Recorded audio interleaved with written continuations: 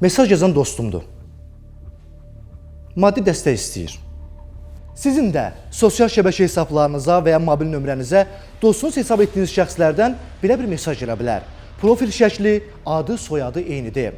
Maddi kömək istəyir, siz də dostunuz olduğu üçün xahişini yerinə yetirirsiniz. Pulu göndərdiyi bank kartı hesabına köçürürsünüz.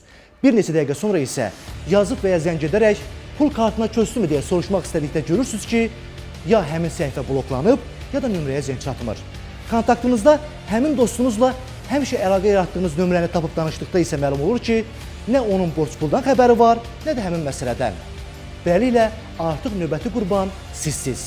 Əziz vətəndaşlar, kiberdrəduzlar öz cinayətkar niyyətlərini həyata keçirmək üçün istifadə etdikləri üsulları hər ötən gün yeniləyirlər. Müxtəlif vasitələrlə sosial şəbəkələrdə başqalarının adına profillər yaradır, kiber üsullarla WhatsApp və Telegramda nömrə eyniləşdirməsi həyata keçirərək maddi vəsaitinizi talayırlar. Ona görə də gəlin hər zamankindən daha diqqətli olaq. Yazıblarsa zəng edərək, zəng ediblərsə yazaraq dəqiqləşdirmə aparaq. Şəxsi, həmçinin bank kartı məlumatlarımızı heç kimlə bölüşməyək. Unutmayın, artıq ehtiyat hər kəsin yaraşığıdır.